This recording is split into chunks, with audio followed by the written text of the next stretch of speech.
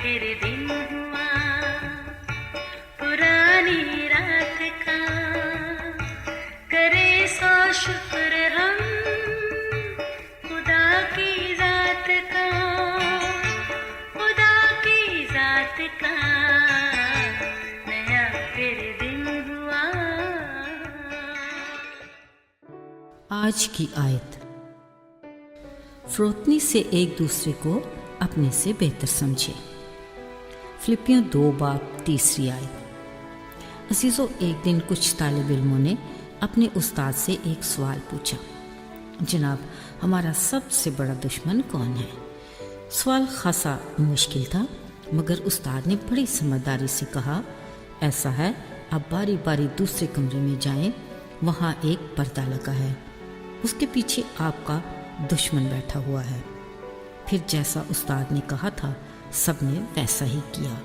हर कोई जाता, वापसी पर अपनी सीट पर खामोशी से आकर बैठ जाता। जब सबकी बारी हो गई, उस्ताद ने पूछा, जी, आप सबको अपने दुश्मन के बारे में इल्म तो हो गया होगा? सबने जवाब दिया, जनाब, वहाँ तो लगे आईने में हमें खुद का ही अक्स नजर आया। बिल्कुल ठीक, जवाब तो आपको मिल गया।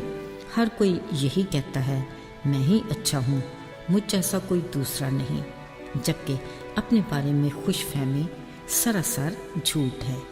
अजीज़ों, हमारी भी अपने बारे में यही सोच है, मगर खुदावन का फरमान इसके बरअक्स है।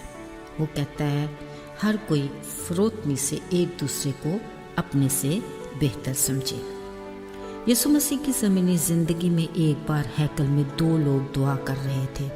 इनमें एक फरीसी था और दूसरा महसूल लेने वाला। फरीसी यूं दुआ कर रहा था, ऐ खुदावन, मैं तेरा शुक्रिया अदा करता हूँ कि मैं बाकी आदमियों की तरह जालिम, बेइंसाफ, ज़नाकार और इस महसूल लेने वाले की तरह नहीं हूँ। मैं हफ्ते में 2 बार रोज़ा रखता और अपनी सारी आमदनी पर दायकी देता हूँ। लेकिन महसूल लेने वाले ने दूर खड़े होकर इतना भी न चाहा कि आसमान की तरफ आंख उठाए, बल्कि छाती पीट पीट कर कहा, ऐ खुदा, मुझ गुनाहगार पर रहम फरमा। अजीज़ों, बिलाशुबा जब हम आईने में खुद को देखते हैं तो हमें खुद भी सब अच्छा दिखाई देता है, और अगर कोई नुक्स नज़र आ भी जाए तो हम उसे मिटाकर खुद को हर लिहाज से अच्छा साबित करने की कोशिश करते हैं। असल में हम खुद के लिए कुछ बुरा देखना या सोचना ही नहीं चाहते, अगरचे अपने बारे में सारी हकीकत का हमें अच्छे से इल्म होता है। लेकिन फरीसी की तरह खुद फरेबी का शिकार होकर हम खुद को दूसरे महसूल लेने वाले से बेहतर समझते हैं। बतौर मसीही हमें खुद को खुदा के कलाम के आईने में देखना चाहिए, जो सच को सच और झूठ को झूठ ही दिखाता है और सच्चाई के साथ हमारे नकाइस को दूर करने में हमारी रहनुमाई भी करता है। अजीज़ों, बावजूद इसके हम हकीकत से आंखें चुराते हैं। यहाँ भी हमारी अना और खुद परस्ती आड़े आ जाती है। ये भी एक दिलकश अबलीसी चाल है कि हम जिंदगी के हर पहलू पर अपने प्यारों का दूसरों से मुकाबला करते हैं और हर लिहाज से किसी न किसी तरह उन्हें परे धकेल कर खुद विक्ट्री स्टैंड पर खड़े हो जाते हैं। अफसोस, हम बतौर मसीही खुद को मसीह के हम मिजाज तो कहते हैं, मगर किसी दूसरे की तारीफ के लिए हमारे पास अल्फाज की कमी हो जाती है। दूसरों के लिए हम अपने हाथ में पत्थर उठाए फिरते हैं और खुद को देखते भी नहीं। अजीज़ों, ये रवैये खुदावंद की नज़र में सख्त नापसंदीदा हैं।